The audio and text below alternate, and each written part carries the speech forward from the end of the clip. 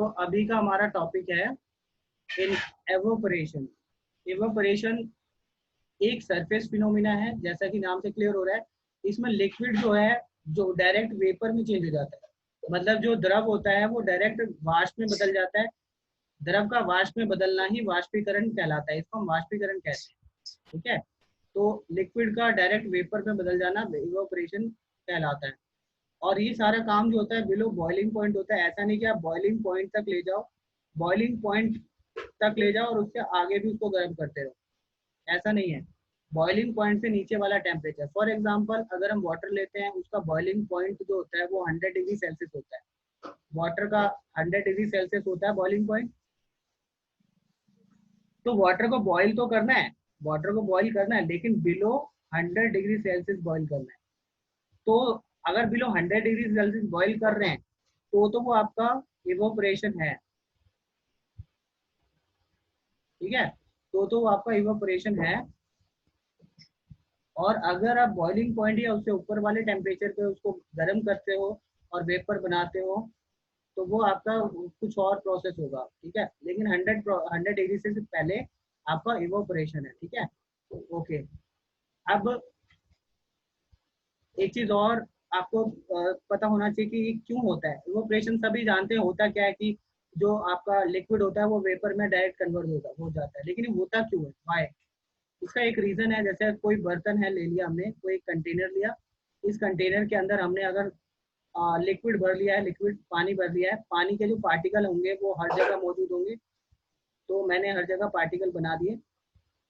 तो इसमें जो सरफेस वाले जो पार्टिकल होंगे, जो सरफेस पे पार्टिकल होंगे, वो सरफेस वाले पार्टिकल जो हैं वो उसमें सबसे कम अट्रैक्शन फोर्स होता है। जैसे अगर हम अंदर वाले पार्टिकल्स की बात करें तो वो इधर से भी वो अट्रैक्ट होगा, मतलब उसको इधर से भी फोर्स लगेगा, इधर से भी लगेगा, इधर से भी लगेगा, हर तरफ से वो अट्रैक्टेड है। ठीक है, इधर से भी वो अट्रैक्ट होगा, इधर से भी अट्रैक्ट होगा, इधर से भी, ऊपर से भी अट्रैक्ट होगा। लेकिन अगर सरफेस वाले पार्टिकल की बात करें तो सरफेस पे जो पार्टिकल होता है वो ऊपर से अट्रैक्ट नहीं होगा, क्योंकि ऊपर कोई पार्टिकल ही नहीं है और इधर भी कोई पार्टिकल नहीं है, नीचे से अट्रैक्शन होगा उसका।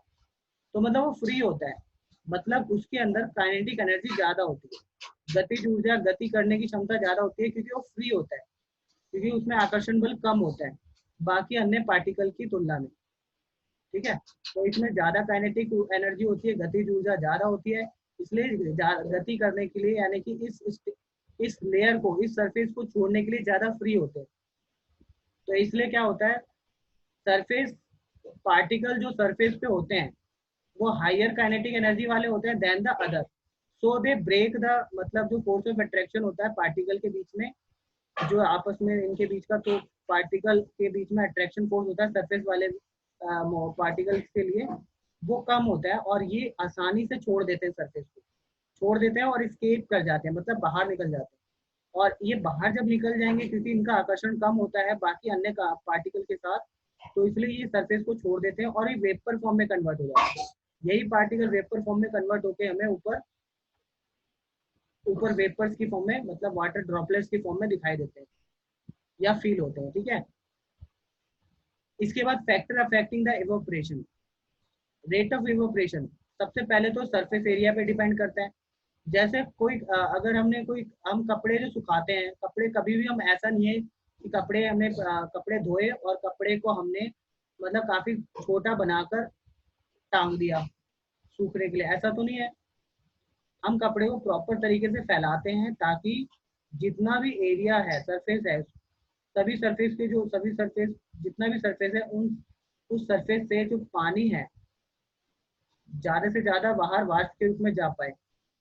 तो इसलिए हम क्या करते हैं, कपड़े को फैलाते हैं। तो इसलिए हम कह सकते हैं कि सरफेस एरिया जितना ज्यादा होगा उतना ज्यादा आपका इवोपरेशन होगा। Evaporation increases on increasing the surface area. अगर हम सरफेस एरिया इंक्रीज कर देते हैं तो आपका इवोपरेशन बढ़ जाता है। अब दूसरा दूसरा फैक्टर है टेम्परेचर।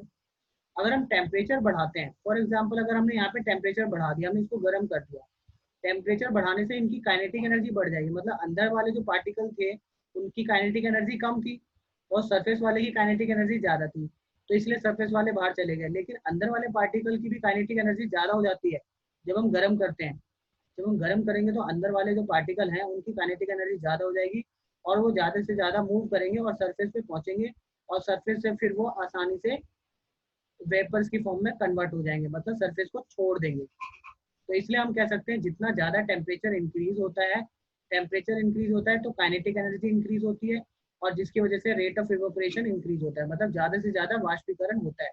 कहने का मतलब सिंपल, टेम्परेचर इंक्रीज होता है और आपका इवेपोरेशन भी इंक्रीज होता है। तीसरा है ह्यूमिडिटी, इसको हम बोलते हैं आर्द्रता। अब जो आर्द्रता होती है ये एक्चुअली, ह्यूमिडिटी का मतलब होता है number of water molecules present in the air, मतलब वाटर मॉलिक्यूल्स कितने एयर में प्रेजेंट है। हवा में जल की बूंदें कितनी ज्यादा है, अगर ज्यादा बूंदें है तो हम कहते हैं ह्यूमिडिटी ज्यादा है, आर्द्रता ज्यादा है।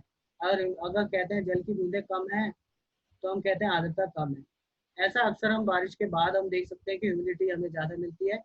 ऐसा इसलिए क्योंकि बारिश होने के बाद हवा में जल की बूंदों की मात्रा ज्यादा पाई जाती है, तो हम कह सकते हैं कि उस समय आर्द्रता ज्यादा है और या फिर ह्यूमिडिटी ज्यादा है। और धूप दोपहर के समय ह्यूमिडिटी कम होती है क्योंकि उस समय सारे जितनी भी जल की बूंदें हवा में होती है वो सारी वाष्पीकृत हो जाती है, तो हवा हवा में ह्यूमिडिटी या आर्द्रता कम होती है उस समय। ठीक है, तो हम ये कह सकते हैं जब ह्यूमिडिटी कम होती है, ह्यूमिडिटी जो होती है लो होती है, व्हेन ह्यूमिडिटी इज लो तो इवेपोरेशन इंक्रीज। मतलब दोपहर के समय की बात करें, दोपहर ह्यूमिडिटी कम होती है, आर्द्रता कम होती है क्योंकि जितना भी उसके अंदर नमी था, हवा के अंदर जितनी भी नमी थी या पानी था वो सब वाष्पीकृत हो गया, मतलब पानी नहीं है वहां पे दोपहर के समय। तो जो एवोपरेशन होगा वो उस समय ज्यादा हो जाएगा क्योंकि उस समय कपड़े में से जो पानी होगा वो बाहर के निकल के बाहर चला जाएगा, वाष्पीकृत हो जाएगा, क्योंकि हवा में तो पानी नहीं है, तो अंदर से कपड़े में से पानी निकल के बाहर चला जाएगा क्योंकि वहां पे ह्यूमिडिटी कम है। जब पहले से ही अगर ह्यूमिडिटी ज्यादा होगी, बारिश के बाद अगर मानो बारिश के बाद हम कपड़े सुखा रहे हैं तो वहां बारिश बारिश के बाद हवा में पानी की बूंदें आ जाती है और पानी की बूंदें क्या करेंगी, जो कपड़े के अंदर जो जल की बूंदें हैं उसको बाहर जाने नहीं देगी क्योंकि वहां पे पहले से जल की बूंदें मौजूद है, तो ये इसको अलाउ नहीं करेंगी। तो इसका मतलब यहाँ पे इवोपरेशन कम हो जाएगा। लेकिन अगर हम दोपहर की बात करें तो ज्यादा से ज्यादा जल की बूंदें बाहर जाएंगी दोपहर के समय, है ना। उस समय ह्यूमिडिटी कम होती है, आर्द्रता कम होते हैं, तो उस समय ज्यादा से ज्यादा पानी बाहर जाएगा। ऐसा इसलिए होता है क्योंकि दोपहर के समय पानी कम होता है, हवा में पानी कम होता है, और जब हवा में पानी कम है तो अब जो कपड़े में से पानी होगा वो बाहर आराम से जा पाएगा। तो इसलिए हम कहते हैं कि दोपहर के समय जो होती है ह्यूमिडिटी कम होती है लेकिन एवोपरेशन ज्यादा होता है। लेकिन अगर शाम की बात करें या रात की बात करें या फिर बारिश के बाद वाले समय की बात करें तो उस समय ह्यूमिडिटी क्या होती है, ज्यादा होती है, तो उस समय कम ही वाष्प